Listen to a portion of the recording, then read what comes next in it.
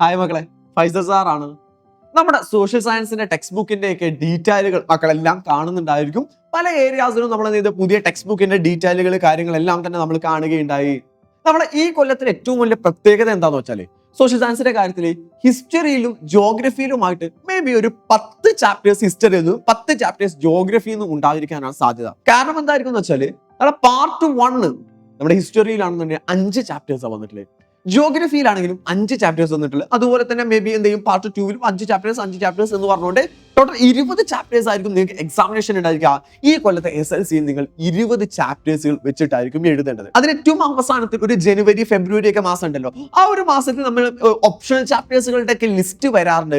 അത് ഈ കൊല്ലം വരുമോ വരില്ല എന്നുള്ളത് നമുക്ക് പറയാനൊന്നും പറ്റില്ല. അത് ഏറ്റവും അവസാനത്തെ ഡിസ്കസ് ചെയ്യേണ്ട ഏരിയ ആണ്. സാധാരണ ചെയ്യാറുണ്ട് ഒരു 21 ചാപ്റ്റേഴ്സ് ഒക്കെ ഉണ്ടായിരുന്ന സമയത്ത് 6 ചാപ്റ്റേഴ്സ് ഒഴിവാക്കുന്ന സിറ്റുവേഷൻ ഒക്കെ ഉണ്ടായിരുന്നു.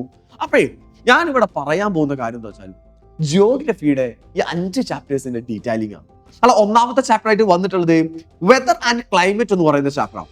രണ്ടാമത്തെ climatic region and climate change എന്ന് പറയുന്ന chapter. The third chapter from the rainy forest to the land of permafrost. അതുപോലെ തന്നെ 4ാമത്തെ chapter consumer rights and protection എന്ന് പറയുന്ന ചാപ്റ്റർ.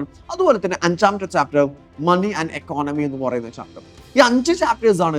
ഈ 5 ചാപ്റ്റേഴ്സിൽ ഞാൻ ഒന്നിങ്ങനെ നോക്കിയ സമയത്ത് എനിക്ക് ഏറ്റവും കൂടുതൽ ഇൻട്രസ്റ്റിംഗ് ആയിട്ട് തോന്നിയ കാര്യം എന്താണെന്ന് വെച്ചാൽ ചാപ്റ്റേഴ്സുകളുടെ വലുപ്പം ഭയങ്കരമായിട്ട് കൂടിയിട്ടുണ്ട്. ചില ചാപ്റ്റേഴ്സ് ഒക്കെ വരുന്നത് 28 പേജ് 27 പേജുകളൊക്കെയാണ്. ആ 28 പേജ് 27 പേജ് എന്ന് പറഞ്ഞ സമയത്ത് ആ ചാപ്റ്റർ ഇൻഡെപ്ത് ആയിട്ട് ഡീറ്റെയിൽഡ് ചെയ്തിട്ട് മക്കൾ പഠിക്കേണ്ടി വരും എന്നുള്ളതാണ് സത്യം എന്ന് പറയുന്നത്. സോ അതുകൊണ്ട് അവസാനത്തിലേക്ക് ഇരുന്നാൽ പഠിക്കാൻ പറ്റുമെന്ന ചിന്തയുണ്ടെങ്കിൽ അത് വെറുതെയാണ്. അവസാനത്തേക്ക് ഇരുന്നാൽ A+ കിട്ടൂല, 100% ഉറപ്പാണ്. നിങ്ങൾ SLC എക്സാമിനേഷന്റെ ഒരു 2 ദിവസം മുമ്പ് 3 ദിവസം മുമ്പ് നിങ്ങൾ പഠിക്കാൻ തീരുമാനിക്കുന്നു. എന്നിട്ട് രാവും പകലും ഇരുന്നിട്ട് നിങ്ങൾ ലൈവുകൾ കാണുന്നു, മാരത്തോണുകൾ കാണുന്നു.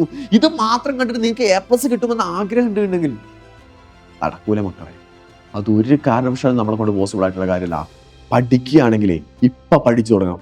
ഈ വർഷം നിങ്ങൾ ഹാർഡ് വർക്ക് ചെയ്ത് പഠിച്ചാലേ ബാക്കിയുള്ള ഇതുവരെ കിട്ടിയ A+കളുടെ പോലെയല്ല, നിങ്ങളുടെ A+ന് ഒന്നും കൂടെ വാല്യൂ കൂടുതലായിരിക്കും. കാരണം നാട്ടിലുള്ള എല്ലാവർക്കും A+ ഉള്ള കാലഘട്ടമാണ് നമ്മൾ ജീവിച്ചുകൊണ്ടിരിക്കുന്നത്. പക്ഷെ ഈ വരുന്ന വർഷം നിങ്ങൾ എക്സാം എഴുതുന്ന വർഷം എന്ന് പറഞ്ഞാൽ നാട്ടിലുള്ള എല്ലാവർക്കും A+ ഉണ്ടാവില്ല. വളരെ കുറച്ച് കുട്ടികൾക്ക് മാത്രമേ ഫുൾ A+ ഉണ്ടാവുള്ളൂ. ആ ലിസ്റ്റിൽ നിങ്ങൾ വന്നിട്ട് നിങ്ങളുടെ നാട്ടിൽ വെച്ച ഫ്ലെക്സിൽ നിങ്ങളുടെ ഫോട്ടോ വരുന്ന സമയത്ത് എന്ത് വൈബ് ഉണ്ടായിരിക്കും. അതിലേക്കാണ് നിങ്ങളുടെ ചാൻസസ് എന്ന് പറഞ്ഞത്. സോ ഇങ്ങനെ പഠിക്കാൻ തയ്യാറാണെന്നുണ്ടെങ്കിൽ, ആദ്യം മുതലേ പഠിക്കാൻ തയ്യാറാണെന്നുണ്ടെങ്കിൽ, ഈ ടോപ്പിക് വെച്ച് പഠിക്കാൻ തയ്യാറാണെന്നുണ്ടെങ്കിൽ താഴെ കാണുന്ന നമ്പറിൽ വിളിച്ച് വേഗം അഡ്മിഷൻ ഉറപ്പാക്കിക്കോ. കുറച്ച് കഴിഞ്ഞതിന് ശേഷം സാറേ എനിക്ക് അസ്ത്ര ബാച്ച് ജോയിൻ ചെയ്യണമെന്ന് പറഞ്ഞിട്ട് കാര്യമൊന്നും ഉണ്ടാവില്ല. അസ്ത്ര ബാച്ച് ഇതാ ക്ലോസ് ചെയ്യാൻ പോവുകയാണ്. നമ്മുടെ അഡ്മിഷനുകളൊക്കെ വളരെയധികം ഫില്ലായിക്കൊണ്ടിരിക്കുകയാണ്. അതുകൊണ്ട് വേഗം താഴെ കാണുന്ന നമ്പറിൽ വിളിച്ച് അഡ്മിഷൻ ഉറപ്പാക്കിക്കോ. നമുക്ക് അവിടെ അസ്ത്ര ബാച്ചിൽ സ്റ്റാർട്ട് മുതൽ എൻഡ് വരെ അടിപൊളിയായിട്ട് പഠിക്കാം. കൂടെ തന്നെ ഒരു കാര്യം കൂടെ പറയാണ്, അസ്ത്ര ബാച്ചിലെ ക്ലാസ് സ്റ്റാർട്ട് ചെയ്തിട്ട് തുടങ്ങാമെന്ന് വിചാരിക്കുന്ന ആളുകളാണെങ്കിലേ ക്ലാസ് സ്റ്റാർട്ട് ചെയ്തിട്ട് 2 ദിവസം കഴിഞ്ഞിട്ടുണ്ട് കേട്ടോ. സോ വേഗം താഴെ കാണുന്ന നമ്പറിലേക്ക് വിളിച്ച് ജോയിൻ ചെയ്ത് നമുക്ക് അടിപൊളിയാക്കി സെറ്റ് ആക്കിയിട്ട് അവിടെ പഠിക്കണം.